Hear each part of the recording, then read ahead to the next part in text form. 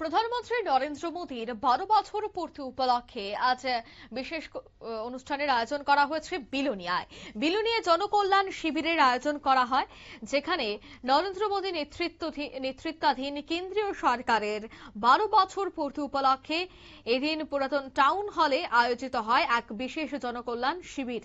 সাধারণ মানুষের দোরগোড়ায় সরকারি পরিষেবা পৌঁছে দেওয়ার লক্ষ্য নিয়ে অনুষ্ঠিত এই কর্মসূচিকে দুয়ারের প্রশাসনের এক বাস্তব রূপ বলেই উল্লেখ করেন আয়োজকরা। প্রদীপ প্রজ্বলনের মধ্য দিয়ে অনুষ্ঠানের আনুষ্ঠানিক সূচনা করেন অতিথিবৃন্দ। অনুষ্ঠানে উপস্থিত ছিলেন জেলা পরিষদের সভাধিপতি দীপক দত্ত, বিলোনিয়া পৌর পরিষদের চেয়ারম্যান নিখিল চন্দ্র গোপ সহ অন্যান্যরা। অনুষ্ঠানে বক্তারা কেন্দ্রীয় সরকারের 12 বছরের গৃহীত বিভিন্ন জনকল্যাণ প্রকল্প, তার সুফল এবং সাধারণ মানুষের কাছে সেই সুবিধা পৌঁছে দেওয়ার বিভিন্ন দিক তুলে ধরেন।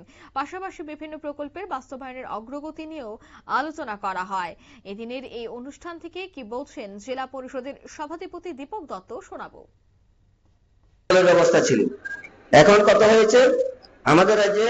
এখন 7.5 লক্ষ পরিবারের মধ্যে আমরা 6,46,000 পরিবারকে আমরা বাড়িতে পানীয় জলের, বিশুদ্ধ পানীয় জলের ব্যবস্থা আমরা করে দিতে পেরেছি। এমনি ধরেন প্রধানমন্ত্রী জনধন যোজনা, যেটা 2014 সালের 28শে আগস্ট উনি চালু করেছিলেন। এর উদ্দেশ্য কি? এর উদ্দেশ্য যারা গ্রাম অঞ্চলে সাধারণ লোক, দরিদ্র শ্রেণীর লোক, প্রত্যেককে ব্যাংকে অ্যাকাউন্ট খোলানো। আমরা মনে আছে আপনাদের সবাই, আমরা জিরো ব্যালেন্সে উনি অ্যাকাউন্ট খোলার কথা বলেছিলেন। এতে 50 কোটিরও বেশি মানুষ এই অ্যাকাউন্টের আওতায় এসেছিল।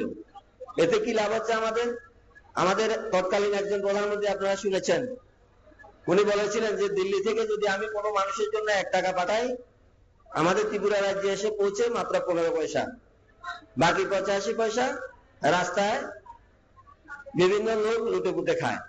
আমাদের মাননীয় প্রধানমন্ত্রী দিল্লি থেকে যদি 1 টাকা পাঠায়, 1 টাকা আপনি পাওয়ার জন্য আজকে জিরো ব্যালেন্সের অ্যাকাউন্টের মাধ্যমে এই সারা দেশে 50 কোটিরও বেশি ব্যাংক অ্যাকাউন্ট উনি খুলে দিয়েছেন, যার সুফল আজকে আমরা পাচ্ছি। আমরা রেগা থেকে, জিরামজি থেকে শুরু করে যত বেনিফিশিয়ারি আছে, যত ডিপার্টমেন্টে যতগুলি বেনিফিশিয়ারি স্কিম রয়েছে, আমরা আজকে পুরো টাকা আমাদের অ্যাকাউন্টে ডাইরেক্ট আমরা পাচ্ছি। এরপরে দেখুন প্রধানমন্ত্রী উজ্জ্বলা যোজনা, আমাদের মায়েরা বোনেরা যে রান্না করার কারণে, ধোয়ার কারণে তাদের ফুসফুস, চোখ থেকে শুরু করে বিভিন্ন রকমের রোগে তারা রোগগ্রস্ত হতো। মাননীয় প্রধানমন্ত্রী আপনারা শুনলেন তাদের বক্তব্য। সরকারের বিভিন্ন বিষয় নিয়ে কিন্তু তারা আলোচনা করেন। জনমুখী প্রকল্প এক ছাদের তলায় এনে সাধারণ মানুষের কাছে সহজলভ্য করে তোলাই ছিল এই উদ্যোগের মূল লক্ষ্য। অনুষ্ঠানে শেষে অতিথিরা বিভিন্ন স্টল পরিদর্শন করেন এবং উপস্থিত জনসাধারণের সঙ্গে মত বিনিময় করেন। নিয়ে নিচ্ছি ছোট একটি বিজ্ঞাপন বিরতি, সঙ্গে থাকুন।